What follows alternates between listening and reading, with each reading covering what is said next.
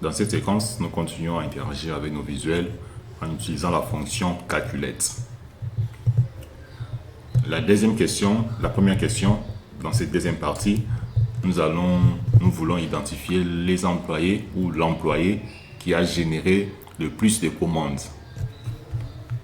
Ce qu'on doit faire, on va créer notre mesure. On va créer la mesure dans la table employé cette fois-ci. On va cliquer sur nouvelle mesure. Nouvelle mesure. Donc premièrement, on va écrire total commande employé. Donc on veut savoir quel est cet employé qui a généré plus de commandes. On va utiliser la fonction calculate. Et dans calculate, on va afficher d'abord la somme des lignes de commande. Dans la ligne de commande, la table de ligne commande est en relation avec la table commande. La table commande a donné sa clé dans la table ligne commande qui est la table fils. Donc par là, je récupère la commande ID. Je fais la somme. Je ferme la parenthèse. Ici, je vais filtrer. Je vais filtrer sur la table commande. Et dans la table commande, qu'est-ce que je vais afficher? Je vais afficher les employés ID. Donc les employés qui ont effectué les commandes. Je fais commande, employé ID. Employé ID. Voilà, je ferme la parenthèse, je ferme encore. Je fais Enter. Je vais afficher ma mesure. Oui, c'est ça. La vue carte. Est-ce que c'est ça? Total commande employé. Voilà. Ça m'a affiché le total de commandes pour tous les employés. Maintenant, si nous voulons afficher le total pour chaque employé, là, je vais appeler le nom de l'employé. Ça sera, je prends nom, le nom de l'employé. Ici, je vais afficher le segment. Et ici, je vais pointer sur l'employé d'Assiva et son total, c'est 466 millions. Voilà. Ici, c'est la somme totale de commandes que l'employé d'Assiva a effectuées. Et les deuxièmes employés, ça peut être l'insecte, 350 commandes que cet employé a effectuées. Mais lorsque je désélectionne, ça m'affiche le total général de commandes passées par les employés. Et quel est l'employé qui a plus de commandes selon la question?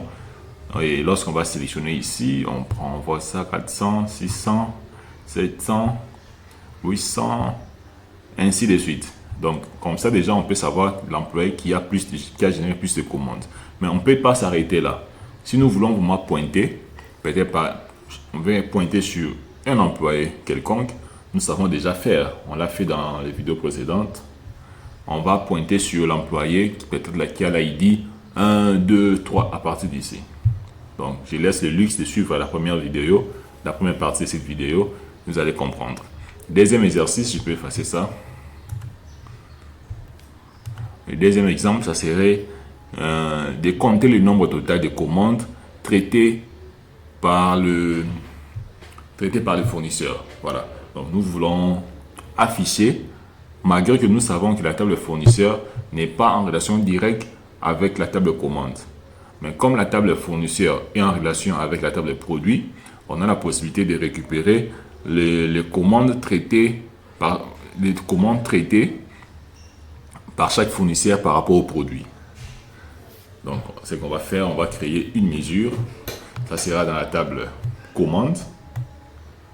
Je vais l'appeler nombre. Ça charge. Donc, je vais l'appeler nombre commande fournisseur, par exemple. Voilà. Ici, je vais d'abord appeler ma fonction calculate. On est déjà habitué. Et comme on veut compter le nombre de commandes, on va faire compte. Je vais appeler ligne commande toujours, parce qu'il est en relation avec la table commande. Et je ferme la parenthèse. Je vais maintenant filtrer. Vous voyez, on va filtrer maintenant sur quoi? On va filtrer sur la table produit, parce que c'est la table produit qui est en relation avec la table fournisseur. La table produit, on va afficher quoi? Les fournisseurs ID. Et dans les fournisseurs ID, on fera select. On va maintenant sélectionner la valeur. On va sélectionner la valeur de la clé primaire de la table fournisseur.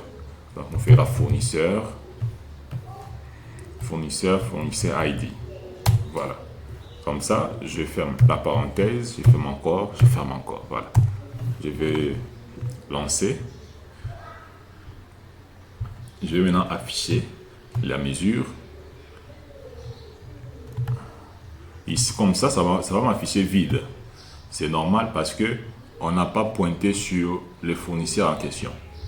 Et si nous partons dans la table fournisseur, nous affichons on peut récupérer ou afficher le nom du fournisseur. Je viens ici, le nom du fournisseur, voilà, ou de la société, segment. Je pointe par exemple à l'employé, au premier fournisseur, c'est lui. Voilà, donc ça c'est le nombre total que ce fournisseur a fourni par rapport au produit. On prend exotique, on prend forest, on prend grandement. Voilà, donc ça c'est... Voilà, je pense que vous avez compris comment est-ce qu'on peut utiliser la fonction calculate, comment est-ce qu'on peut filtrer nos données, comment est-ce qu'on peut retourner le nombre de lignes, la somme totale par rapport au travail demandé.